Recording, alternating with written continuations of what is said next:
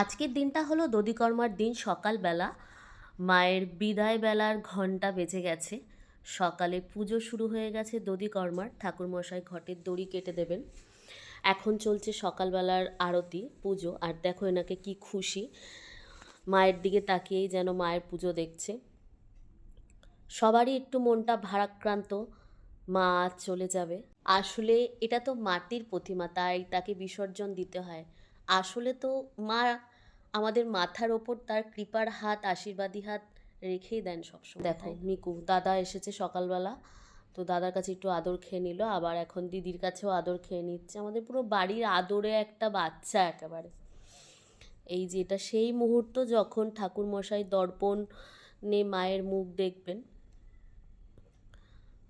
এই দেখো, তোমরাও দেখতে পারবে। দেখতে কি পেলে জানিও কিন্তু। তারপর সন্ধ্যাবেলায় সবাই মিলে মাকে বরণ করে নিচ্ছি আমরা। আমার হাতে ছিল চাল, কড়ি আর টাকা। জানো তো, এটা সেই মুহূর্ত যখন আমার বিয়ে হয়েছিল। সেই শ্বশুরবাড়ি আসার সময় যখন কর্ণকাঞ্জলি মায়ের কোলে ছুঁড়ে দিয়ে বলে আসতে হয় না, সব ঋণ শোধ করে দিলাম। আমার না ঠিক এটা করার সময় ওই দিনটার কথা মনে পড়ে গেছিলো, আর চোখ দিয়ে জল এসে গেছিলো।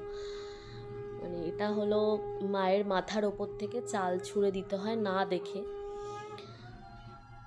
আমরা একে একে সবাই, মানে 7 বার করে ঘুরছিল আর একবার করে বরণ করা হচ্ছিল, এবং সব শেষে একে একে সবাই মাকে বরণ করে নিলাম আমরা। সব শেষে, বরণ শেষে দেখো থালা সমেত ওটা আর কি দিয়ে দিতে হবে। পেছনে কাপড় নিয়ে দাঁড়িয়েছিল মামা আর ভাই, তাদের হাতে দিয়ে দিলাম ওটা। আর তারপরে আমরা সবাই বরণ করছি এখন।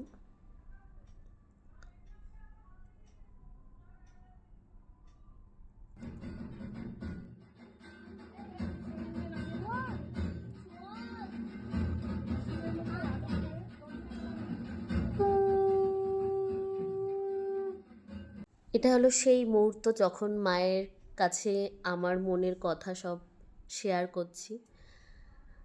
তারপরে দেখো মামি, মানি সবাই বরণ করছেন মাকে।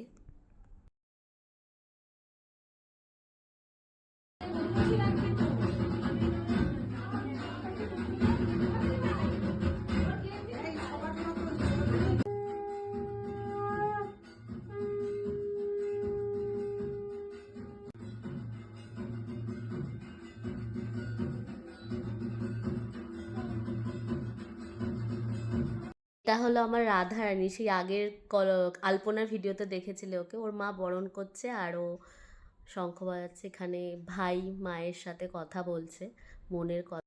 মায়ের কাছে এটুকুই প্রার্থনা, মা আমাদের সকলকে ভালো রেখো, সবার মনের সব ইচ্ছে পূরণ করে দিও মা,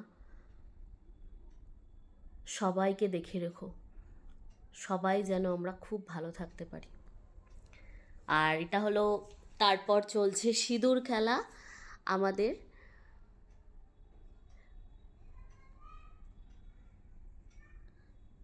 এবার মাকে নিয়ে যাওয়া হবে নিরঞ্জনের পথে। এখানে বাড়িতেই আমরা 7 পাকে ঘুরিয়ে নিচ্ছি। আর এই যে তুতাই, পুরো পুজোর সমস্ত কিছু ওর মাথায় দেওয়া হয়েছে, নিয়ে বাড়ির থেকে বেরোচ্ছি আমরা। আর আমাদের এখানে জানো একটা খুব সুন্দর ব্যবস্থা করেছিল, যে ঘাটে আমরা মাকে নিরঞ্জন করেছি সেখানে প্রশাসন থেকেই ব্যবস্থা করেছিল, মানে বাড়ির কাউকেই ঘাটে নামতে দিচ্ছিল না।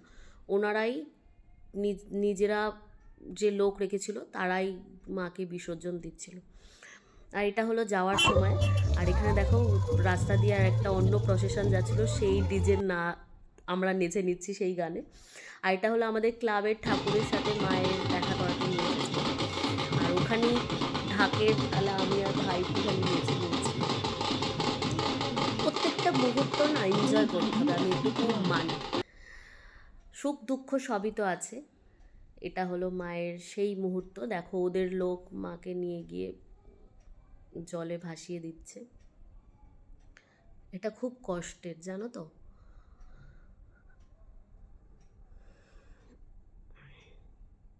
সব শেষে মায়ের বিসর্জন হয়ে গেলে এই মায়ের ঘরটা, জল ভর্তি ঘরটা দুটাই মাথায় করে নিয়ে আসছে। আর এটাই ছিল আমাদের বাড়ির কালী পুজোর ব্লগ। তোমরা জানিও কীরকম লাগলো। আর সবাই খুব ভালো থেকো, সুস্থ থেকো। আমাদের সবার কিছু ছবি তোমাদের সাথে শেয়ার করে নিলাম। খুব শিগগিরই দেখা হবে আবার নতুন একটা ব্লগে। সবাই টাটা।